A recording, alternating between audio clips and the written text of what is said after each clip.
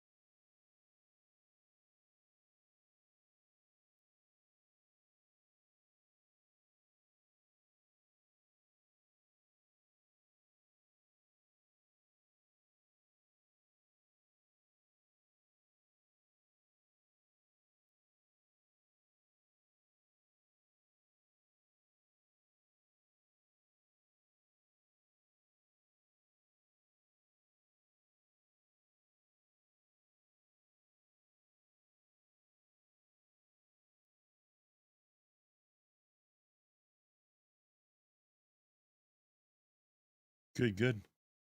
So this week we're going to talk a little bit about PUBG going free to play and kind of what we've experienced there.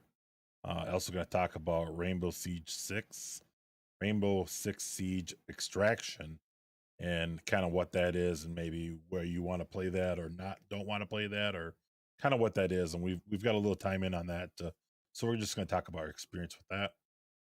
We also got our banter items. We're going to talk about the state of COD, Nintendo still being Nintendo, Sony, and maybe what they need to do, and talking about their project that they talked a little bit about, Spartacus.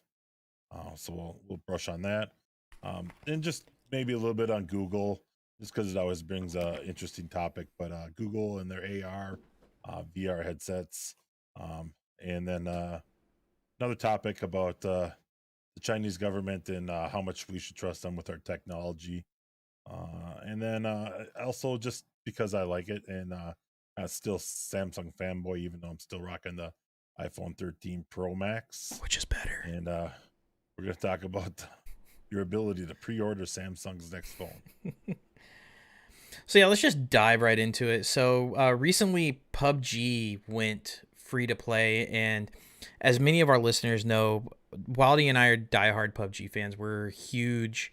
We got a huge community, an ever growing community. It's actually been growing a lot more recently with the free to play PUBG now.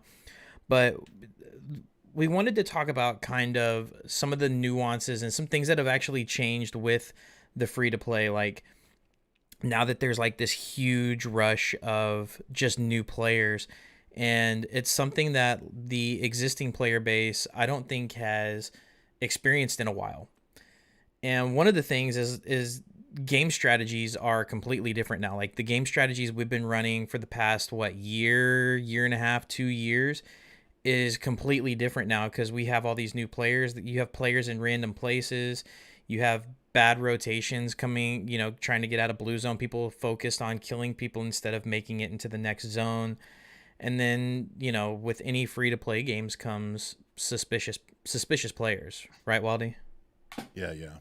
So yeah, that's just one of the things that I've really noticed. Like, kind of, I always remember in the early days, you were always that kind of running for zone, and zone this and zone that, and zone was such a big factor in playing the game. And now, kind of as a seasoned veteran, like, it's like this innate ability in my head to like know when you have to leave for zone. And I think a lot of new players are still kind of learning that, and so it's been tricky that, you know you kind of almost kind of expect people not to be behind you, kind of, in the previous months. Yeah, and then they've added some new things like tactical gear, like drones and EMT gear. Now, personally, I haven't messed with it because it does take up like a weapon slot, and it's just not my play style. Like I don't the thought of like leaving my body unattended scares the mess out of me. The EMT gear I can kind of understand, but again, you're taking away your either a ranged weapon or a high capacity weapon, and it doesn't make sense, at least to me. And I probably won't actually use that tactical gear. But Wildy's had a few games where like the EMT gear has come in clutch. You want to go ahead and describe that? Yeah, we had actually a game the other day, and we were up on top of a mountain, and it was three of us left of a squad of four, and my teammates got knocked, but I had made the decision early to give up my usually would be my sniper slot, and I was rocking an ump because I feel like the ump is a good close range, and maybe like I feel like the AR might be a better balance for that class, but like the ump's been really good for me lately, so I Yeah, stuck with same. the ump, and I can spray pretty good at a distance as long as I don't have to hit a moving target. Then it gets pretty tough. But I got both my teammates knocked, and I was able to actually get a quick res on one of my teammates because it's only like a 3 second res to get a guy up. So I was able to get my guy up, and when he got up, they came back to peek us, try to finish us off, because they were just reviving because we had knocked one of the two of them. And as my player got up, he went to shoot at my player, and that was a 2v1. So I was able to take him out, and Hmm. then I pushed and able to take out and flush the squad. And I don't think that would have happened if I hadn't got my teammate up, and then I was able to run and get my other teammate up real quick. We're able to full med and get to full health and to battle the last team, and we actually won the game that way. Yeah, so I mean that just goes to show that there is a use case for it. If you want to dedicate a specific person within your squad to be the medic, they're the ones that kind of hang back when everybody else kind of pushes, and you actually play squad tactics versus some of the guys that we play with, they're just kind of, fuck it, let's just go and rush and push. And then you have the people that are like, all right, let's slow play the shit out of this and just make it to the end, end game. And Yeah, so I just think some of the tools are pretty nice. I have a hard time. The drone's pretty nice, but I feel like the getting out of your body is kind of sucks. I wish there was a I don't know. It's hard for me to want to keep a drone. But when my teammates have had them and we've used them, they've been really really helpful. And being mm-hmm, able to see people pushing into you or just getting that bird's eye view is kind of neat and kind of different, changing the aspect of the game a little bit. And haven't had too many shot down yet, so I think you'll see more of that with the gameplay as that goes. But two interesting plays with some big trade-offs to take them. So um kind of depends on the map a little bit for me on what I would like. I feel like the EMT is far more viable on a small map like Sanok, where you're not going to be sniping mm-hmm, near as much or near the long distances. And I had another game play there on Sanok where I had the EMT gear, and it was clutch for us, mm-hmm. able to get people up and able to get me a full heal and stuff like that. So it's definitely a new dynamic. If you knocked a guy before, you'd be like, oh, I got 10 seconds or I could push that guy, Mm-hmm. and you get a team pushing you. But now, if they had a med kit, or if I drop my med kit and let someone else use it so they could heal faster, it can really change the game. So it's kind of a interesting tactic. So I like it. I don't see it really changing the whole fundamentals of the game, just a little bit of mechanics. So I don't think it's going to be game breaking. So I like it. Yeah, I can see the drones being good on like some of the larger maps, like the wide open maps such as Miramar or Tago, or maybe not so much Tago, but like Erangel, where you have like some vast open fields that you can see different longer distances. And that situational awareness can help dictate, okay, we know not to go south, we know not to go north, we know not to go east, the only place that we can really push is west. Okay, where can we push that's in line with circle in the rotation, in a good rotation into the circle? Or are we just going to have to go in and fight one of these teams? Is it, we hear fighting, is it two guys against our four? Can we take them out? Those are that's critical information. But again, for me, it's not worth me taking away my ranged weapon and my kind of close combat weapon. Yep. And one of the other things that they just added, which I think is really cool, is they added a practice range where they actually have targets where you can shoot. It's kind of like a gun range, right? It's the shooting range, but it's actual targets that you can see like paper and see where your bullets land and be able to adjust what you want to how you want to shoot your scoping, full fire, things like that. And I thought that was really cool that they kind of added that.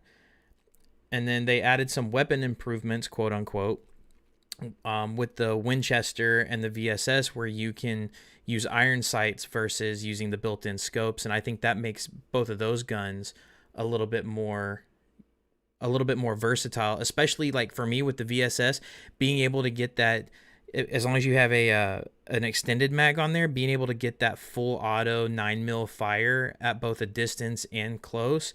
That's kind of a game-changing weapon. I think that changes the dynamic of using the VSS, and might actually allow you to use like a drone or an EMT, because now you have both a close range and a long range weapon.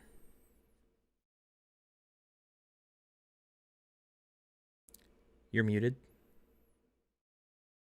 On a side topic, I hear the stream has no audio. No, I got it fixed. Okay. I didn't see that. Yeah, no. I've been watching. I'm good. I didn't see it. I had the chat. There we go. Okay. I had the wrong chat box up, so no worries. Thank you though. Yeah, so I don't know the changes to the Winnie and the VSS, not big changes. I don't see them really being too practical for too many people, but those that like the Winnie or the VSS, I love like the VSS. I tried the VSS with the canted on it, and it just the original sight blocks too much of the sight line for me, and I'm not a fan of it. The Winnie, I'm actually kind of okay with the 2x scope on it that's on it originally, so yeah, it's all right. So not game changers. It's nice that they kind of touch things up as they go along here. Mm-hmm. Another change that we noticed is they did take and upgrade the map details on the map screen, so you can see a little bit more detail on the map screen now, and that's kind of nice, especially maybe now if you're a newer player, because a lot of the assets are recycled, building the building and stuff like that. You can kind of look at them, decide, is that a building with a garage that you can drive a car into or not, or whatever. So kind of nice. Yeah, I know. After coming back from like a 2-week hiatus between work and just wanting to take a break from games for a little bit, that was kind of the big system shock for me. Is like I was not expecting the maps to get overhauled as much as they did, and even the mini map. So I mean, they've gotten in such detail as on some of the warehouses to show the windows in the roofs of the warehouse and stuff. Which I think is really cool. And then there's some other little things, like it looks like they've added more snow on Vikendi. There's a bunch of, you can actually tell the terrain a little bit better now on the maps. Yep. You can actually tell like the dirt roads a little bit better on the maps. Like there's valleys that there's not actually roads, but you can see that there's kind of a roadway in there. So I think you're right, Waldy. They did a pretty good quality of life improvement on that, and I think that's geared more towards the new PUBG players. A lot of us, I'm gonna call us old timers on PUBG. We're pretty well versed in the maps. Like we know we're pretty good at knowing what the terrain is in every section of the map, just because we've played in it 10 billion times. So that's good. And then they did some DBNO updates as well, which I thought was interesting. So now, depending on how many times you've been knocked, the time is a little bit different before you bleed out. Again, I think that's more new player friendly. Yeah, but I mean, it's just game friendly. Like, because PUBG, the nature of PUBG is so punishing that I mean, you're out and aside from Tago, there is no revive system. Um, really, and Tago's revive system's pretty light. Mm-hmm. Because the game's so punishing, to give people a little bit extra. One of the things they did is to increase the time that as you're knocked, that you can take damage again. And that's to stop people like insta flushing people and stuff like that. So, but I mean that is part of the game, and it's unfortunate when it happens, but it is what it is. Yeah. One of the things that they did change that I think, um, you know, you could argue it's a new player thing, and they tried to do this before, and it went over poorly, but they added the new ping marker in, so now you can ping an exact location, and your marker will show up. But I think right now, for me, it's a little bit overpowered for the game. Um, there's like infinite range on that ping, so you can drop that marker and you can see it like infinitely, Mm-hmm. and then you can see it through objects and walls. Like I kind of feel like if that was a line of sight ping, and if maybe after 300 meters, 500 meters, or something, whatever that arbitrary number is, that ping isn't visible to you as a player.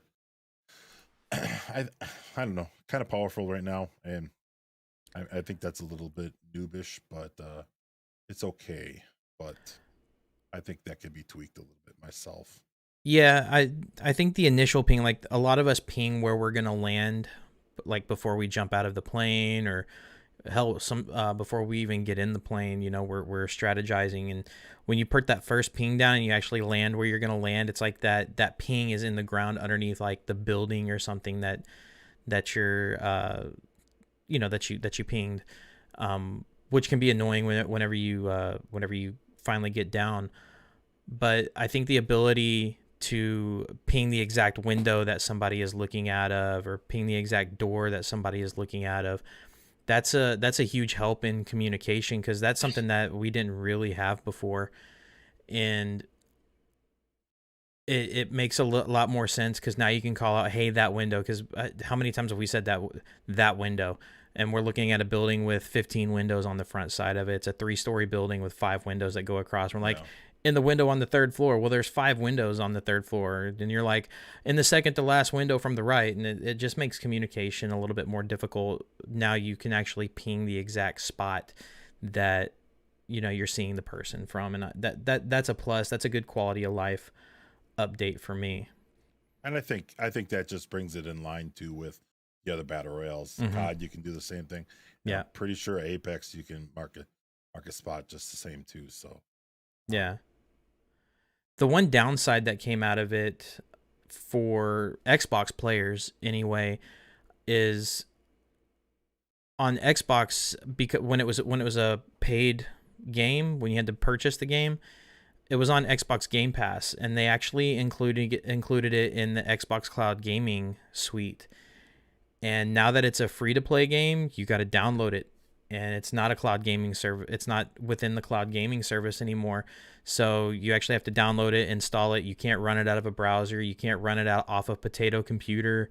Like, you have to, and they've done some pretty good optimizations in the game, but it's still a pretty graphics intensive game. I mean, you need a fairly decent graphics card even to run it on ultra low settings to get 60 or 120 frames a second. You still need a fair amount of power. you need better than an original Xbox One or PS4. You need like you're not going to get 60 FPS with like an Xbox One power or PS4 power. So kind of demanding game. And then the only thing I have left, and I looked through the notes, the notes, the release notes on this update, patch notes. That's the word I was looking for. I was looking through the patch notes, and I noticed something in the dashboard UI, the lobby UI, and there's like this plus thing up there, and I have no idea what it is. A plus just means you have the paid version, and after you're above so many levels, then you can play ranked, and NA, I'm not sure that the ranked servers ever come back, but maybe it will, maybe it won't, probably won't. But it just that's all it means. It's just you got the paid version. Okay, well, fair So enough. So, obviously, Wildy and I did not talk about this topic all the way through before we did the podcast. So, but I like to throw little questions at him, put him on the spot, make sure that he's on his toes. I'm on it. So So did one thing I did do this week is played a little bit of Rainbow Six Extraction. It just came out within the last week here. By the time you're hearing the podcast on your favorite podcasting platform, whether it's Amazon Music or Google Podcasts or Apple Podcasts, Spotify? Spotify, anything like that, it's been out for probably 2 weeks now. But what Rainbow Six Extraction is it's a game kind of set after Siege, and it's a PvE style game, so it's a little bit slower gameplay. It's a cooperative gameplay with 3 players, yourself and 2 other players, and you're basically trying to kill what I consider these things as zombies. They're not calling them zombies, but they're zombies. And what it looks like to me is it's like a Rainbow Six attempt at Left 4 Dead or Back 4 Blood. If you've played for those kind of games, they kind of have the same type of NPCs that you have to kill. They have exploders. They have people that shoot at you. They have sprinters. They have tanks. All this other stuff. But for me, the game is just rather stale and boring because it's their attempt at Left 4 Dead or Back 4 Blood, and Back 4 Blood's still relatively new. I mean, it's only a couple months old, and the game's already been done. At the end of the day, it's basically those games with Rainbow Six mechanics. It's gone outside of Rainbow Six's quote unquote realistic approach. Um, I Yeah. mean, I can play a couple rounds and then I'm turning it off because I'm bored. Yeah, I mean, for me, I think this could be a little bit more of a good way to you to get your feet wet with maybe like the Rainbow Six mechanics and stuff. Mm-hmm. I've always kind of wanted to play Rainbow Six Siege, kind of my type of game. Very search and destroy like. I mean, you're either planting defending kind of type thing. More gadgets, more stuff like that. But because of the destructibility of the maps and such, there's so many little hidey holes and so many little things, and the learning curve on a map that's got destructible walls where you can Floors. wall bang through certain different things. And man, like there's a just a mountain, like there's a mountain of stuff that you would have to learn Mm-hmm. to be like a viable like player at a higher level that even PUBG doesn't have, and a lot of games don't have. So I mean, I think that sets Rainbow Six apart, and the players there they're a different breed because of that, and they're definitely used to the lean peeking and Mm-hmm. wiggling and all that stuff that you see some of that in the other games, but that's a mechanic you have to know. I almost think play those games, and you have to know all those little hidey holes. And so I And think if you kind of get the pace down of player movement and some of that stuff and doing some of that stuff and using some of the gadgets that are very, very similar for like Siege, gives you maybe a little bit like a training mode almost to Siege if you want to kind of yeah, it's a finally little jump slower in and start paced. learning all those little tricks and spots and stuff. So I played a little bit of it. Uh, Not overall like I run into jump and play back into it, but I'm gonna put a couple more hours in it and just see if it does anything for me. And I don't really expect that 'cause it's not really my kind of game. I'm not really a zombie guy. I know we've talked about that, but just it is nice to kind of do something like when I was learning mouse and keyboard. I learned it on Call of Duty because I knew Yeah. Call of Duty already. So all I was really learning was mouse and keyboard. So for me, that made it easier. Maybe that's what extraction will do for some people. So I don't know. Yeah, I mean, there's so many dynamics to Rainbow Six Siege, and there's people that's been playing it since day one, and day one is December 1st, 2015. So it's 2022 now. We're looking at over 6 years. We're looking at over 6 years worth of people playing this game, and they know every little inch of the map. They know, what part of the floor is destructible, where they can see specific choke points and be able to shoot through the walls at these specific choke points. Um, this just gives people kind of an introduction into Siege and the mechanics of Siege, and it's again just a slower pace. And I actually don't see this game. I actually don't see Extraction as a separate game. I see it more of an extension of Siege rather than a new game, because the game mechanics are all the same. Even the graphics are the same. There's nothing really new about it. It's Same just characters. it's just a different game mode. Yep. So guys, if you've been enjoying the podcast and would like to support us so we can keep creating more content, we've got a Patreon that you can visit at patreon.agamingmoment.com. Become a patron and gain exclusive benefits such as early access to episodes, monthly AMAs, and an additional monthly bonus episode. So sign up today. So Day, I just want to touch a little bit on just the state of Call of Duty right now. And a lot of hype was coming out, with when COD was coming out with the new map, and that went over kind of poorly. I'm not entirely um I'm not entirely surprised, because it was a big change from where they were. Completely kind of different dynamic of a map and everything. So COD players are, in my opinion, they're one of two ways. Either they want something completely different, or they want the same thing reskinned.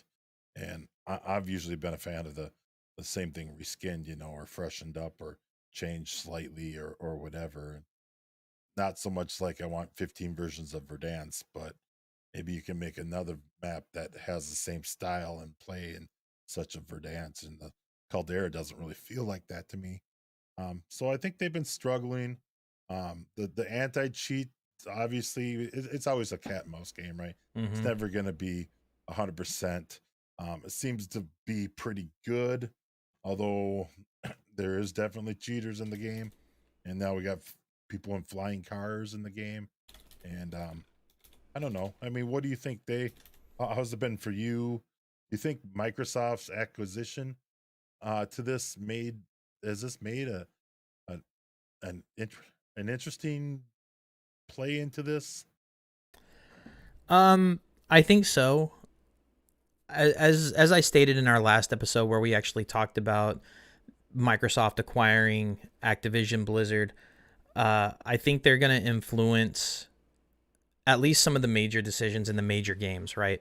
And one of the biggest issues with Call of Duty is their inability. Whenever they push new updates, they make other breaks, and I just don't know. I'm pretty sure that Microsoft had kind of a say so in this, and there's a lot of things going on in Activision right now with this acquisition, and devs going into different meetings. Me being a developer myself, not a game developer, but just a programmer in general. When acquisitions happen, it kind of changes the roadmap of what the future is, and even if it's in the immediate future, it still kind of changes the roadmap of that. And pushing. And I think pushing. They didn't really know. Like the devs said, they didn't really, like, it caught them as surprised as it caught us. I mean, there was some rumors and stuff flying, but they didn't really have any insider knowledge. But I think you could kind of see some writing in the wall. Kind of, wasn't there kind of some layoffs there, and I think there was some staffing changes kind of made right before Caldera, and I wonder if that wasn't playing a little bit into the acquisition. Yeah, I think and maybe that's where we're hurting in COD, or what. I think it's been within the last like 90 days or so. Like we've seen, there's been a few transitioning elements going on within Activision over there, but they they did explain that the delay is intended to give them more time to fix outstanding issues, and not just on Warzone. It's on Vanguard, it's on Warzone, Black Ops Cold War, and Modern Warfare. So they're fixing elements across all of their current game titles, right? And Yeah. the problem is that they have, not only do they have to fix, like, we focus on PC. We have a lot of listeners that are on console, and even being on console, there's multiple generations of console. The coding is slightly different from an Xbox Series X to an Xbox One. The coding is slightly different from a PS4 to a PS5, and then you have PC. So they're trying to fix issues across. We're 5 different devices, right? They're trying to fix issues across 5 different devices, and that's time consuming. And I think they're trying to rush these, and whenever they're rushing them, they're putting out more problems than they are fixes. And I think Microsoft might be influencing, like, hey, slow down, let's do it right. If it's a week late or 2 weeks late, that's perfectly fine, because people are still playing the games anyway. They're looking forward to the updates, so let's do the updates the correct way and push out good updates instead of breaking updates. And Yeah. again, that, like I stated in the previous podcast, there's a way that Microsoft has a way that they run things, and it's worked for them for many years, and that's the reason why they have the money to be able to acquire companies like this in such a big lump sum of cash. It's because they have the right business ethics, they have the right type of leadership in place, and they have the right way of releasing updates. They're not perfect. Microsoft's released breaking updates to their Office 365 platform from time to time, but generally they're pretty quick to resolve the issue. And Yeah. I expect the same thing to happen with Activision. All right. And then another story we're going to cover this week a little bit about Nintendo still being Nintendo. And, I get it, right? So the story came out. A guy developed an Unreal for a game where he could PvP Pokemon, right? He's running around shooting Pokemon. And Nintendo came out and just slapped him, the full lawyer slap. Like, not even like a, hey, don't do this, or hey, whatever, just full Full on lawyer slapped DMCA them. shutdown. Yeah, and it's like, I mean, I get it. They got an intellectual property, and they probably don't want this, but it's like, man, it's like, I feel like that's like the kid reaching in the cookie jar, and you're like lopping his hand off. All right, no more stealing for you. Maybe we could just talk to him about it or something. So I don't know. It's Well, always just kind of funny, Nintendo. what the interesting thing about this is Pokemon's geared towards a certain demographic, right? It's geared towards the smaller kids, and Is it? it. I mean, we grew up with it. I'm not gonna lie. I played Pokemon Red, Blue, and Yellow on the OG Game Boy back in the day. I'm not gonna lie about that. I had my little Firewire connection between the two Game Boys to be able to trade Pokemon and stuff. And I had the little Game Boy printer to print out my Pokemon and tape them to my wall and be like, this is my collection of Pokemon that I have on my game, and I have 47 of the 50, and it was awesome. But that was my kid years, and a lot of kids still play Pokemon. A lot of adults still play Pokemon Go. But I think where Nintendo really wanted to go with this is they're not a violence type game. Like, I think their most violent game is Smash Brothers, right? And even then there's Yep. no blood on there. And Nintendo is kind of one of those companies where it's a wholesome company. They don't want blood, they don't want gore, they don't want these kinds of things within their games or within their intellectual property. And I think that was really the problem with this particular video and stuff Yeah, is maybe. it's a FPS, and it's showing blood spatter, which on Pokemon, which is might be morally against Nintendo's ethics. You know, that Yeah. we don't want this type of violence on Nintendo games. I can't say that Nintendo doesn't have violent games because they had what was it, Zombie U on the Wii U a long time ago. Yeah. You know that they have shooter games on the Wii systems, and they have it on the Switch and everything. But I mean, if you really think about it, you haven't seen much, blood or gore or anything on a Nintendo based product. And I think that's where he might have crossed the line. And I think that's why they came in and did the DMCA. Obviously with the copyright infringements with the Nintendo games as well, but or with Pokemon games as well. But I think Yeah. it's that little extra element that came in and sealed the deal for them. It just seems kind of heavy handed. So not surprising coming from Nintendo. Yeah, Uh, absolutely.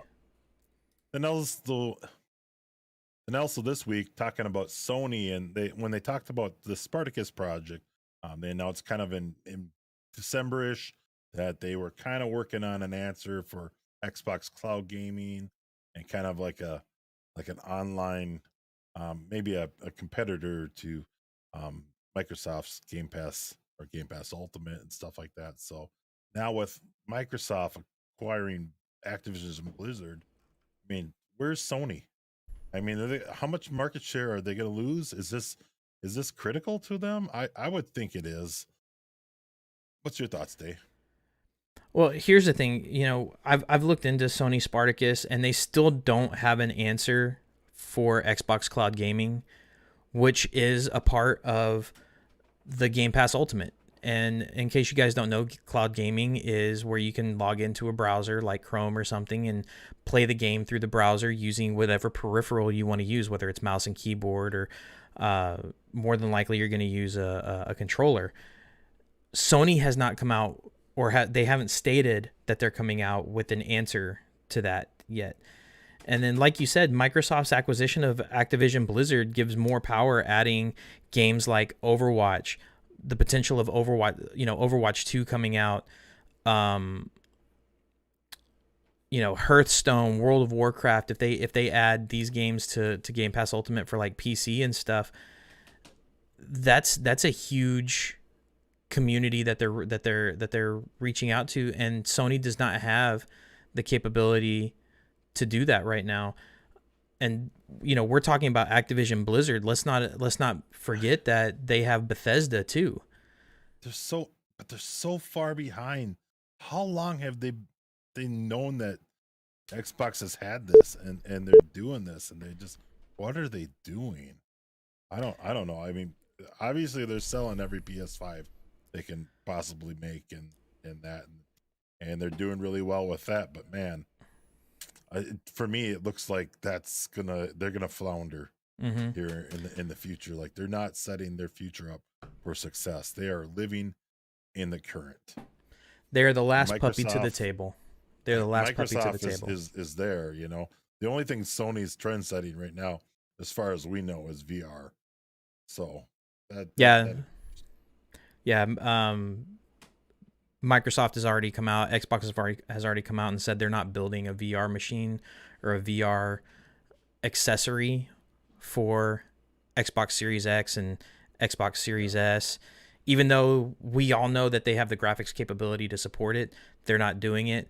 Sony is making that investment, but I think Oculus has the market share in that with the Quest 2. So we'll see how the VR thing kind of plays out, if that gamble that Sony is doing with that, if that's going to be profitable for them. But right now they're the last puppy at the table when it yeah. comes to this Xbox cloud gaming thing, and and the competitor to Game Pass Ultimate being able to offer different tiers of games and AAA titles for free for people that pay just a little bit more than what you would have with the PlayStation Plus right now. Yeah, and I don't think they even commented whether they were going to make a PC end of this. Mm-hmm. So, I mean, it sounds like what their Spartacus was sounding like it was mostly a console thing and not really accounting for PC end of thing. PC Mm-hmm. gaming is getting bigger. So But in that same VR AR tip, I just wanted to bring up a story with Google taking and going ahead with an AR headset. So they're kind of making sounds a little bit like, I'm not sure you'd wear this in public, but maybe you would. But sounds maybe a little bit more like a ski mask, and you'll be able to project images in a augmented reality with their new headset. And so So they made some moves behind the scenes to kind of set themselves up for this. Like the Google Glasses kind of flopped for them, but they haven't given up on that concept. They just haven't come back to market with it. let me clarify with like the VR quote unquote headset. Right now they don't have like an actual headset. It's kind of a cardboard thing that you can slide an Android device into and run the AR VR app into it. They haven't actually come out with an actual headset. I think Samsung released something like this, or HTC released something like this 6 or 7 years ago, just when AR and VR was coming into its infancy in the mobile market. But for me, this is what Google Glass was supposed to be like. When they announced Google Glass and we heard about Google Glass, this is what I anticipated, or this is what I thought it was going to be. You're going to be able to put those glasses on, you're going to have that little lens over, and you're going to see things like you know, if you're looking at a restaurant, you'll be able to see like the restaurant information, such as the phone number, the address, maybe the website address, maybe the menu, their food menu, things like that. That's what I thought Google Glass was gonna be. And when they initially launched it, I don't think the technology was quite there yet. Maybe the GPS No. technology wasn't quite there yet, but that's exactly what I thought it was gonna be. Is what Google Lens is. And highly encourage you guys look up Google Lens. Um, and Google Glass is still a thing, but I think if they integrate this in with Google Glass and they turn it into more of a commercial product, a consumer grade product, and not a business type product, and they make it where it is affordable for the average consumer. I mean, hell, people spend $300 on an Apple Watch that's obsolete in a year. Why the hell can't they build one of these Google Glasses for $300 that people would be lined up around a block for the instant it was available, as long as it was available at a decent price point, and it had the capabilities or the integration with Google Lens from an Android device or from an iOS device. Yeah. So I just want to bring up that piece. Google isn't sleeping on the AR VR world. They're still there.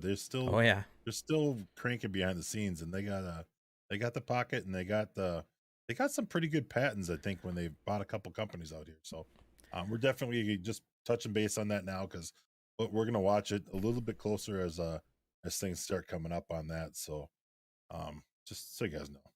Yeah, we got some good friends in the VR world. We'll reach out to them and see what their take is on this, and where they see, because they're kind of putting all their eggs in the AR VR basket with what they're doing. And maybe we can get them on the podcast sooner rather than later. You guys let us know on our social media channels if that's something that you guys would be interested in, is having a kind of a VR company come in and chit chat with us and answer some questions, and you guys can send us some questions that you'd like answered. We'd enjoy that. So then we talked earlier about a little bit about TikTok and the whole Trump banning TikTok, and that's because the Chinese government was behind that, and big bad evil China. And China. now they're telling the Olympic athletes, the U.S. Olympic athletes, to use burner phones at the Beijing Winter Olympics, because they say if you bring your phone there, good chance are they're going to install some spyware or something that you can't get off your phone. Mm-hmm. And so you just bring whatever burner phone and throw it away when you're done, to the Olympics. And basically, don't trust the Chinese government. And to have to say this in 2022 is it kind of blows my mind a little bit, but I'm not surprised. I'm not surprised by it at all. I mean, this is what you get in a communist ran country. They're going to control every aspect of anybody that's in their country, and that's within their country's rights, right? When you're a communist country, nobody has privacy. With me working in cybersecurity, we have a Chinese website that we have no control over because it's controlled or it's blocked by what's called the Great Firewall, and no data can come out of it, no data can go in it, because the Chinese government controls everything their people see, and it sucks. And that's why communism is not really a good thing. And we're not going to make this a political discussion, but it's about technology. So obviously they don't want they want to protect the athletes and their privacy by just buying like a Boost mobile burner phone that they pay $20 a month for, because they're only there for a month. So you drop $20 on a phone, pop a SIM card in it, and they're covered, and they only use it from there. And then I'm sure they've been briefed on, be careful what you say while you're using the phone, because you probably are being recorded or you are being tapped into and listened to, and the Chinese government's going to try to get whatever information that they can, both for and against their allies and enemies. And I mean, it is what it is. It sucks that we have to talk about that, but I'm 100% not surprised, and I'm 100% sure that the Chinese government is kind of peeping in on the conversations, making sure that trying to catch people cheating or trying to get the upper hand in strategies in the different Olympic sports. Yep. And then one final story we're just going to touch on, because I just thought it was kind of interesting, being a kind of a fan, still kind of a Samsung fanboy, is He's not a fanboy. He's a fuckboy. He's a Samsung fuckboy. Let's. Yeah, yeah. I am still rocking the iPhone, and I'm happy with it. So, but excuse me. In a move I haven't seen before, you can now pre-order Samsung's next Galaxy phone, allegedly called the S22, before you can even know what it is. So if you're that much of a fanboy that you're gonna buy it anyways, you can do it, I guess. So I just thought that was a good funny story. This is called a Jesus take the wheel moment, guys. The one thing that we do know about it is going to be running AMD's RDNA 2 graphics, which does that mean that they're starting to push more towards the mobile gaming market? Are they going to start pushing Razer to try to make some more innovations? Or, what's going to happen? I don't know. Red team go kind of deal, right? So I'm not a Samsung kind of guy. I know Wild is, and he might pick it up just for shits and giggles, if the price is right, and test it out, and he might come back with a gear review for us. Not pre-ordering it, but it was always in the plan that if I didn't want the iPhone 13 or the iPhone 13 at that time, that I would trade it in and pick up the new Samsung phone. So we'll see. So guys, if you haven't already, be sure to follow us on Twitter, Facebook, and Instagram so you can engage with us, as well as find out when we're streaming the podcast and get a first listen before it goes out across all of your favorite podcasting platforms. So do it. Let's take the TikTok one first, and then we'll roll the Twitter into the question. Yeah, roger that. So guys, go ahead. Sorry. So Dave, when we first started this podcast, right? We talked about what are we going to name it? What are we going to do? Where's it going? What? Mm-hmm. And we came up with just like a gaming moment. Kind of what is a gaming moment? It's like those cool moments where you hit that 6 shot or whatever, and you want to just clip it or show your friends and stuff like that. So a little while back we talked about this on the podcast, but we made a clip submission. So you can now go to gamingmoment.com, and what's the link? So if you go to gamingmoment.com, and in the navigation at the top, you can click submit a clip, and you can either leave us a URL of the clip, like your Twitch, like the Twitch URL. If somebody, if you or somebody else clipped a gaming moment on Twitch, you can send us that URL.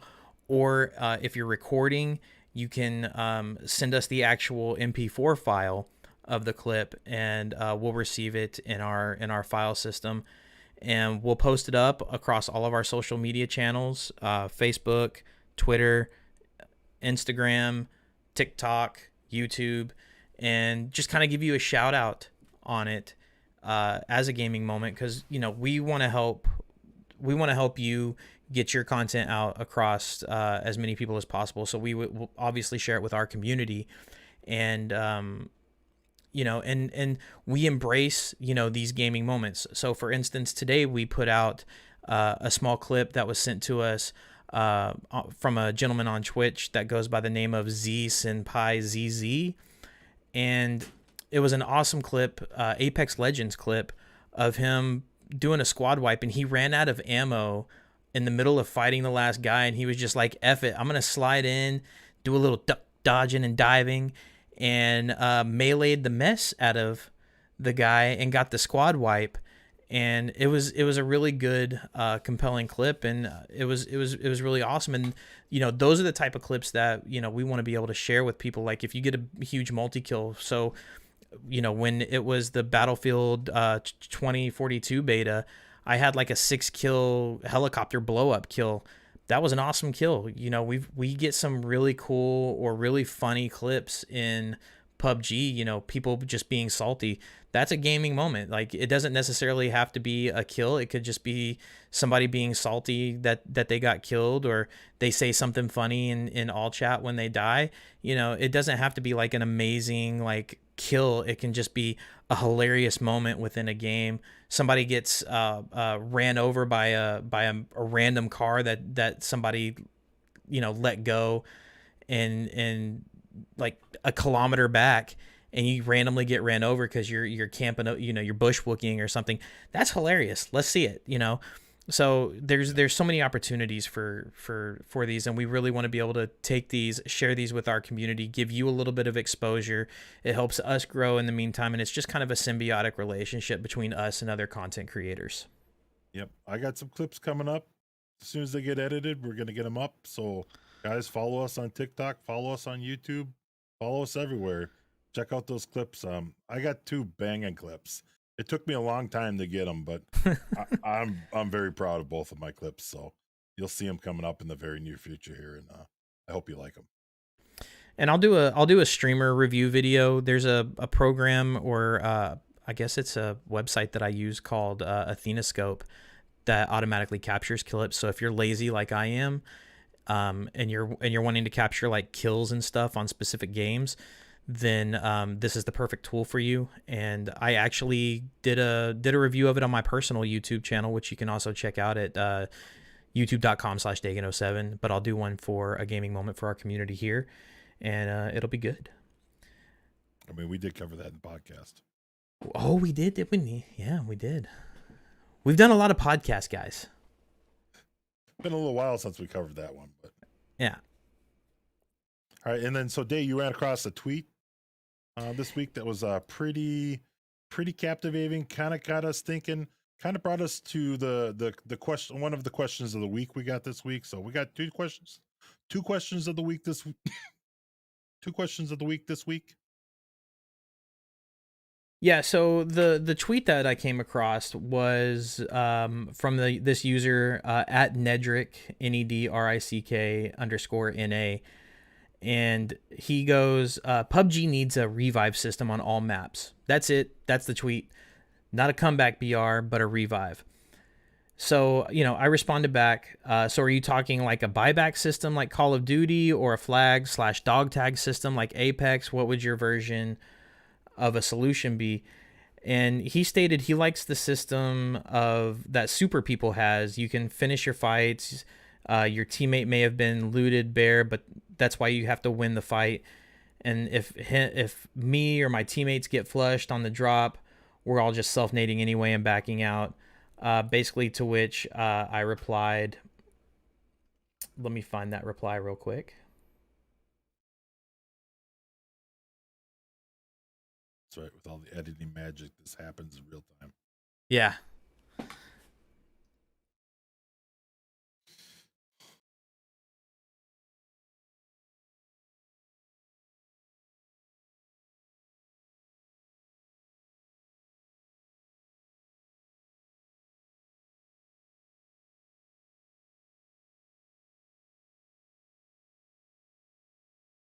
To which I replied pretty much that, we kind of do the same thing too. If everyone's dead, we just eat a nade, move back to the lobby, because many of us are streaming, and we don't want to bore our streamers, our fellow streamers audiences.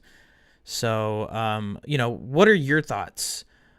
Both Wildy and you guys listening in, what are your thoughts on like a revive system within PUBG if you're a PUBG player?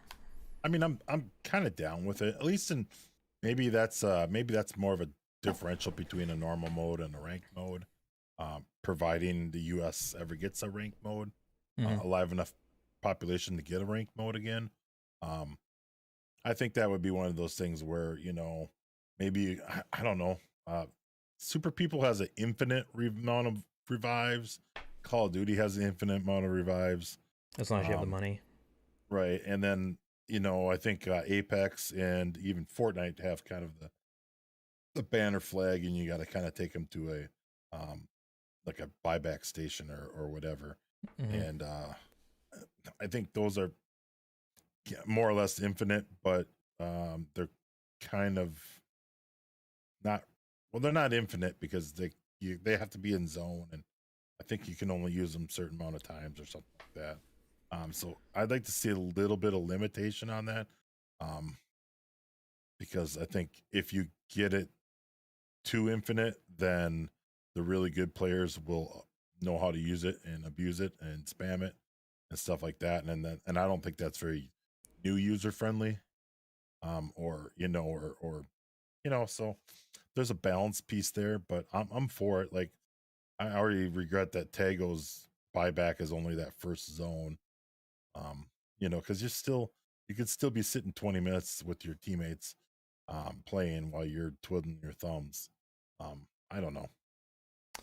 Yeah, the other side to that coin is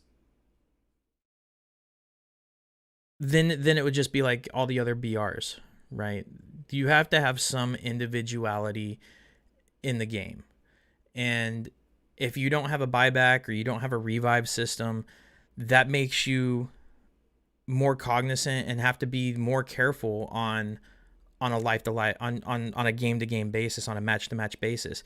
So it prevents the people that are running gunners from running in and scouting out and getting killed and then just hoping that their teammates kind of bring them back. It makes you have to play a little bit more strategically and be a little bit more tactical in your gameplay. And does it need a revive system? I think you should be able to get like one revive at the extreme max. Kind of like PUBG, you get the gulag, right? Everyone gets a gulag, and you got one shot at least to kind of get yourself in, prove you're the better player in a gulag. Whereas PUBG's gulag's not quite proving a whole lot. You can hide the whole time and still revive. Yeah, there's no like how many times have we gone to the gulag, the PUBG gulag, and just never even encountered a person. Yeah. There's times where it's if it's there's two people that are dead in your group, you're the only two people in the gulag, and you're not gonna fight each other, obviously. So what's the point of having the gulag if there's two people and they're on the same team? Now you're just making us wait like 3 or 4 minutes to come back and respawn. It's annoying. I think there's some tweaks that PUBG can make to that, but I don't think there needs to be necessarily a full blown revive system. I think like you have the opportunity to get one revive and that's it. Yeah, something along that line. I think just is kind of a nice thing, and even again the gulag on PUBG does need some tweaks, and we talked about that early on. I hope they have the the balls to tweak that. Um, I hope it's coming because they have tweaked it a little bit, but still, even if you die right away, you're still like 7 minutes or something before Oh, you're it in the sucks. gulag. It It's like, sucks. and then you're in the gulag. It's not even fun, right? There's not like COD's gulag to get back in the game like that. There's a skill element there. Like there's not a skill element to PUBG's gulag, right? You don't just get to go back and COD because you waited it out and hit in the corner or something like that. Yeah. So I don't know. It can use some tweaks. So And then Wildy, you brought up this new thing to me, which I figured out. I figured out what it was now, yep, but apparently there's something blowing up on social media called WORDLE. WORDLE. So yeah, I've seen this and everyone's kind of posting it right now.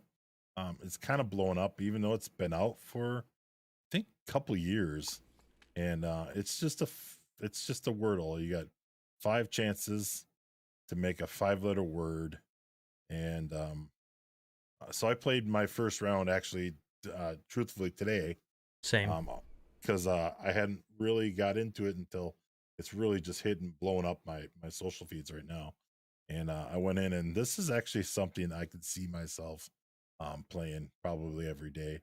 I kind of like this. I do kind of like the word games. I used to play a game a lot called like now it's I think it's now it's just Boggle. Again, it's always was basically Boggle, but it was a 5 by 5 letter board, and you'd have to like connect the letters, adjacent to make words. And we used to play that. Me and my one buddy used to play a lot of that. So it's kind of right up my alley of games I kind of like, and it's only one word a day. It's not going to take you more than a couple minutes, but it's just kind of one of those bragging rights things. So I just wanted to know if you've wordled yet, day, and how is it going for you? And I'm gonna admit I didn't get today's word, so I'm a So little I bit did it. bummed out. I did it right before the podcast. Truthfully, and just because we were kind of going over what we were going to talk about, and I was like, "What the hell is this Wordle thing?" So I did check it out, and I did. I got the word on my. Truthfully, they give you 6 tries, so you have one try to figure. You have one try to try to at least get somewhere with it because it's only 5 letters, right? Or it's up to 5 letters. So you need kind of a starting point. So they at least give you that they at least give you an opportunity to get a starting point. So you actually have 6 opportunities to get the word. So I got it on the 5th out of 6th, which today's word was null, KNOLL. Um, and yeah, I mean it really makes you question your vocabulary, like really reach back into your vocabulary and try to figure out, okay, well, there's an O in the, what words have an O in the third spot, because it tells you, it'll tell you on a line by line basis, if the letter's in the word but it's not in the right part of the word, it'll turn yellow. If the letter's in the right part in the right part of the word, then it'll be green. So like for me, I my first guess was words. The O was yellow. So my next guess was like gyoza, just threw something different out there, and the O was in the third spot correctly. So from there, you can kind of work it out, and then I put a couple different ones in, and then I did like knock, which then gave me K and O in the right spot. And the good thing is if letters aren't being used, there's like a little keyboard down at the bottom. If the letters aren't being used, then the letters kind of gray out or go to a dark gray because they're all gray anyway. But it'll go to a dark gray, so it tells you that these letters are not part of the word. So it kind of gives you that kind of stuff to work with. And like I said, I was able to get it by my 5th out of my 6th attempt. Yeah, Did I so do it? today just it was interesting to try it out. I'm definitely gonna get on it daily. It's a browser based game. Mm-hmm. Um, so I don't play a lot of games on my phone. I'm always looking for one, but I just have yet to have one that really hooked me. And then the PUBG, I can't do it. I don't like the on-screen controls like a first-person shooter. I'd play it if I didn't have a PC, but other than that, not really my thing. True that.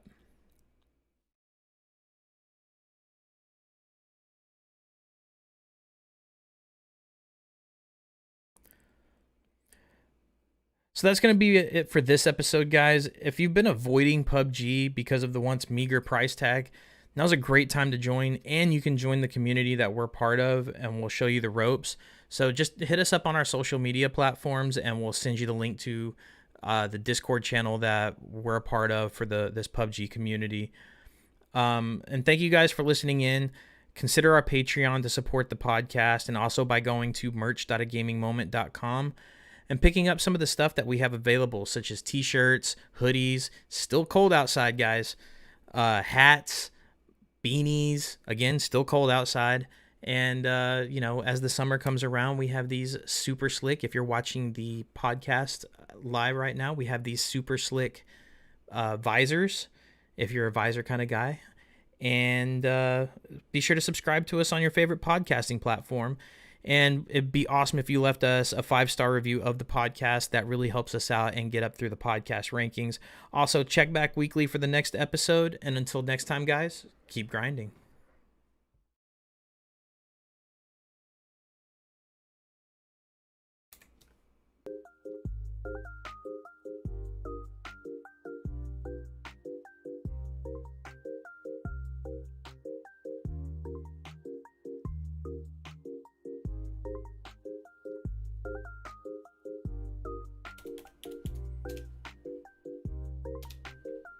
No, that's going to be super long. Well, no, there's a bunch of, beginning and